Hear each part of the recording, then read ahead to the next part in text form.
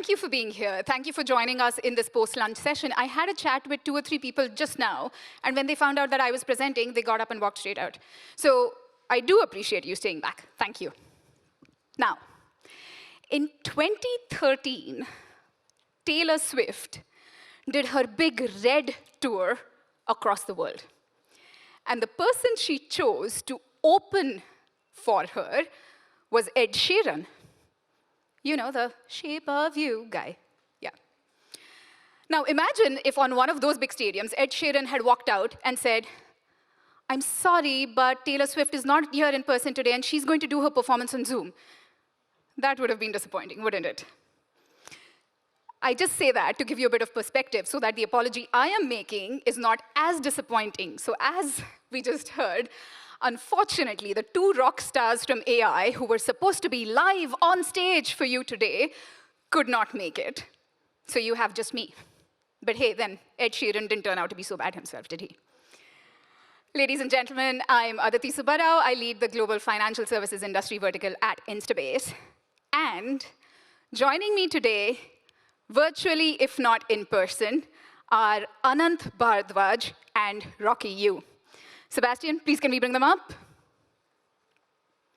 Hopefully they're there remotely. Yes, there we are. Thank you for joining us, guys. OK, Anant, Rocky, say hi. You are now going to be singing your favorite Taylor Swift song. Well, no, you're not. But as introductions, let me start with Anant. Anant is the founder and CEO of INSTABASE. It's an AI platform where our mission is to turn the world's unstructured data into insights instantly. Anant grew up in India and then studied at Stanford and MIT, where in their computer science and AI laboratories, he came up with the idea for INSTABASE. An idea so powerful that some of Silicon Valley's best investors like Andreessen Horowitz, NEA, Tribe, Index, and a lot more have backed the company, and it is now being used by the world's largest enterprises to help them progress on their AI journeys. We also have Rocky Yu, who's the founder of AGI House, a premier AI founder-researcher community featuring heavyweights in AI like Sergey Brin and Andrei Karpathy, and has also fostered startups like Pika Labs, Multion, Coframe, Martian, and many more. The mission for AGI House is to progress humanity towards artificial general intelligence. Very cool, isn't it? Right. So Rocky and Anant are going to talk to you all about what's next in AI from Silicon Valley. We've been hearing all day about how different organizations and different banks have been adopting AI, the challenges they're facing, the opportunities they're seeing. But we're going to talk to you a little bit about that piece, about use cases and applications, but we're also going to talk to you about the future. Everyone ready? If I don't hear a yes, we stop the session and we go for the nap. Yeah? OK, so let's do it. Anant, I'm going to start with you. You have founded and you run one of the fastest growing organizations in enterprise AI. Can you tell us a little bit about the story of INSTABASE and your vision for AI, especially how it has changed with the advent of generative AI? Yeah, can you all hear me? Yes, we can. Perfect. Hi, everyone. I would have loved to be in person, but I think Aditi might have told you why I'm not here. I didn't want to get into the details. But basically, before this, I was a PhD student at MIT, and we were working on this project called MIT Data Hub Project. And some of you might have heard about that project. And the goal of that project was, can you take any unstructured data and turn that into insights and actions immediately for any organization or for any individual? And I'll get into the details of what this really means, but that was kind of like the basic idea, which is like, can you basically just allow people to make decisions from unstructured data instantly? And then I dropped out around end of 2015 to start this company. A bunch of VCs kind of like got interested, so we raised some money, and kind of like continue to build upon this very idea of unstructured data. But the problem is when the rubber meets the road. So, we went to sell, the product to a bunch of sort of enterprises, and we got into this gnarly problem, which is like if you are JP Morgan Chase, and they were like, You know what is unstructured data for us? Somebody applies for a home loan, they submit this like 100-page long packet, and I want AI to be able to make a decision about this like in less than 5 seconds. Can you do it? And these problems are very, very hard. Like, insurance. If you look at companies like AXA, somebody applies for an insurance claim, you have like 100-page long document. Can we help them make the decision in less than 5 seconds? If you look at a company like Uber, they're onboarding drivers across the globe, right? Or at restaurants. Can we help them understand all those things so that they can make decision in less than 5 seconds? So that's the kind of problem we got pulled into. And the problem that I think we have enjoyed. So of course, Aditi will get into more details about those, but our goal is that can we help every single organization be able to use AI to solve some of these most difficult problems that you live day to day as part of, what you do as part of your organization. Thank you, Anant. And indeed, I'm looking forward to asking you more about that and how it's only going to improve going on from here. But Rocky, coming to you, you are very much at the epicenter of AI development in Silicon Valley at the moment. You're bringing together all of these founders and researchers and investors in developing cutting-edge AI. Can you tell us a bit more about what the industry is thinking of and what people are working on that we can hope to see being rolled out in the next year or two? Sure, absolutely. Hi, everyone. I'm Rocky. Yes, so actually, that's the brief story with the AGI House is Anant. The story of AGI House started with the trip of Anant and I was in Miami, actually, back towards the end of the pandemic, 2022. So when you're asking about what some of the people are building today's AI, what we saw in the industry is like it's evolving over time. So at that time, we have this thing called GPT-3, the foundation models. So still, it's powerful, but still people don't know what it can do. And then that's the time we have the idea, okay, can we get the best people that we know together, live together, and then constantly hosting events, talk about salons, talk about what's the capabilities, the ceilings, the model capabilities, and what we can build on top of it. And then ChatGPT comes out, and then that captures the whole world's attention. That's where because most of the people involved in the technology are hanging out at AGI House at that time. That's where we get to be able to attract the best people to explore what we can build around it. So I think the beginning of 23, elsewhere we see in order to build applications around foundation models, we need a lot of tools. So for the last year and a half, we mostly focus on building the infrastructures around the foundation models. And Rocky, over the last few months, Rocky, I'm so sorry to interrupt you, but we can't really hear you well. We're having some connection issues here. So if you don't mind, I'm going to move back to Anant so that we can keep the conversation flowing. Thank you so much. Thank you in any case for joining. And ladies and gentlemen, that was Rocky Yu. Please look him up on LinkedIn. He is also setting up a new fund called AGI House Ventures, investing in startups. So if there are any AI startups out there looking for funding, please connect with Rocky. But Rocky, thank you for joining us. Sure.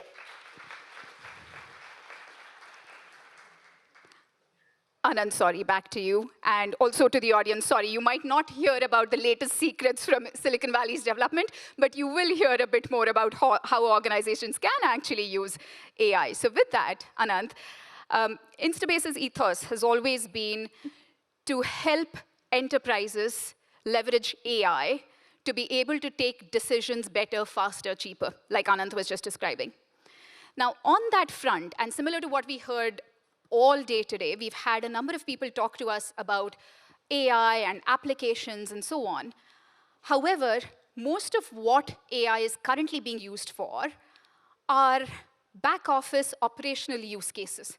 So where you expect large volumes of data to be processed more or less in a repetitive manner by operational teams. However, with the advent of generative AI, the power and the true value, or the ROI, as others have also been mentioning, lies in being able to make use of all of your data across your organization and being able to derive intelligence and insights from that. Now, we are also seeing this coupled with massive advances in large language models themselves. So a lot of compute and processing and reasoning is now actually already moving to the model. You guys must have seen OpenAI's announcements recently. However, in applying this to large enterprises, there are still several obstacles that need to be tackled. Anant, can you talk to us a bit more about how you are thinking of managing that enterprise adoption in the world of all data through INSTABASE solutions? Yeah, so that's one, and sorry for the interruption because of the bad network in the Singapore on the Rakesh side. But I'm also happy to answer some of the questions on Rakesh's behalf because I'm also maybe the honorary member of AGI House, so can do some pitching on the behalf of AGI House. Anyways, I think the thing to understand is that these models are going to become more and more powerful. And one of the key advancements that you all have seen that came from the O1 model from OpenAI yesterday is that models is not giving you answer anymore. Models is reasoning a step by step and tells you that what is the thought process behind giving that answer. And then each basically thought process will lead to the next stage of the thinking and then eventually getting to the outcome. This is huge, and I'll tell you why this is huge. And we talked about this a year earlier with federated AI agents, which basically means that you don't get an answer by, like a lot of people were hyping the RAG, right? Like you put the data, you kind of like ask a question, you get an answer. But that's not how enterprises work, right? All of these decisions are a bunch of set of steps, right? Like if you have to do the home loan, what is home loan? It's basically get the stuff out, check that everything is accurate, then figure out what are the different documents you need, then extract all the information, then connect with other systems, then make sure that all of the underwriting models and everything looks perfect, and then eventually make a decision. So it's a series of steps that needs to be done. And until now, a lot of people were thinking of AI in a small way that, we will do this one part, which is OCR or extraction or classification or things like that.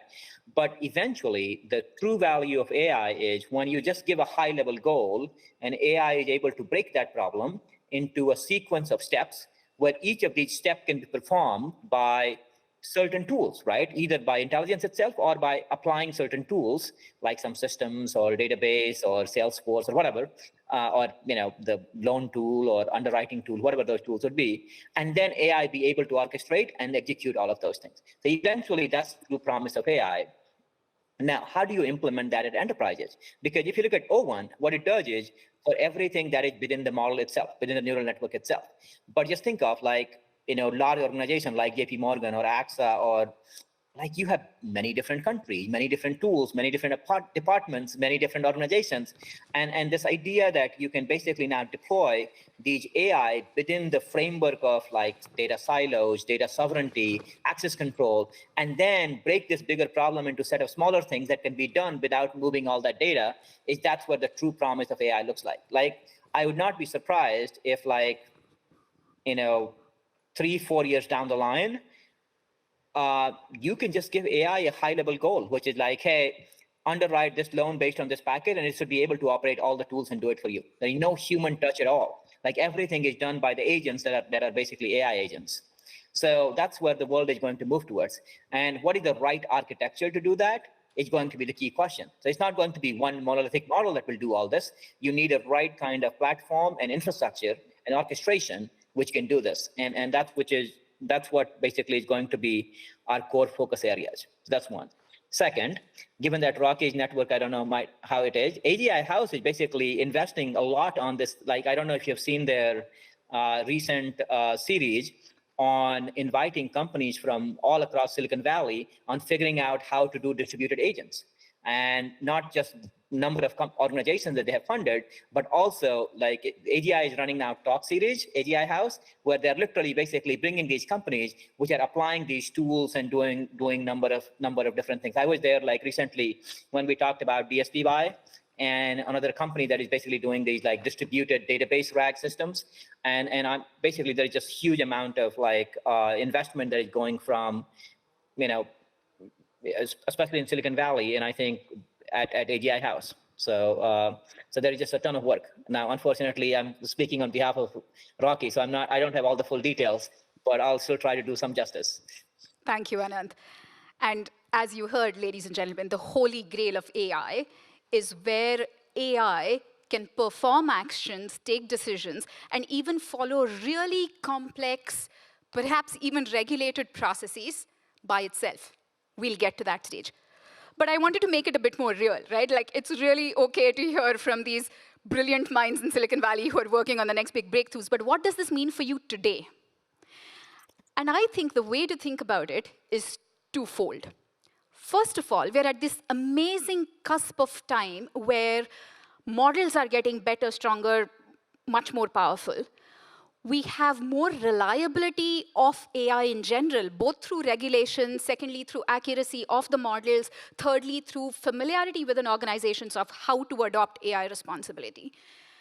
And then the third piece is having tried it out in different formats. Like I said, even if it was just back office operations, organizations have now tried it out. And now we all know that there is so much more that can be done. So what is it that you can do? What is it that can be done?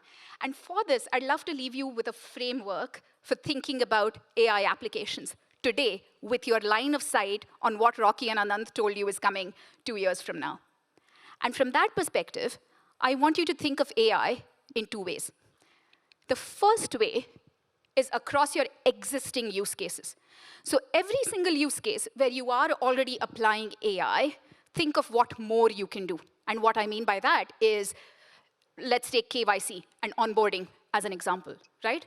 As of now, you're getting a bunch of data from your clients, you're getting a bunch of documents. Maybe you're using AI tools to be able to extract that data. That's almost table stakes, it's done. But now you can build models to be able to extract all of that unstructured data from all of those documents that are coming in.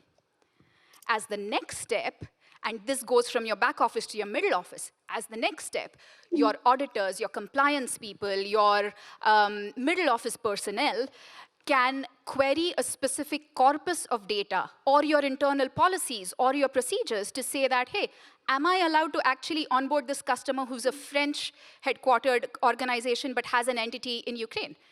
And they can just ask that question to a chatbot, which can go across your internal lines.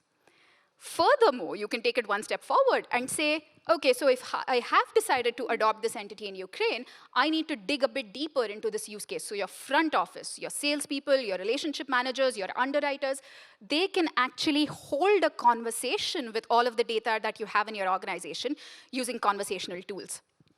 And to take it one step further, you can actually run a search across all of the data in your organization, irrespective of where it lives and in what format it is, again, by just asking a natural language question.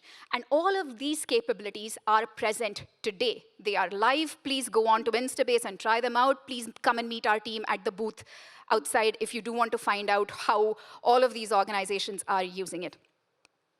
I said two aspects, right? So this is one axis of extending existing use cases.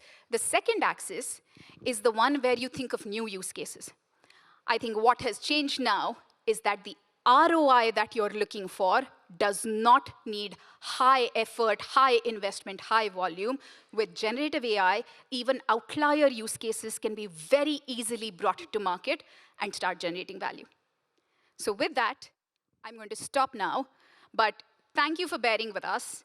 Thank you for putting up with some of the technological issues that you had there. And if you are an Ed Sheeran fan, please come and meet me upstairs, and I can talk to you more about AI. Thank you very much, ladies and gentlemen. Thank you, Anant. Thank you, Rocky, for joining us.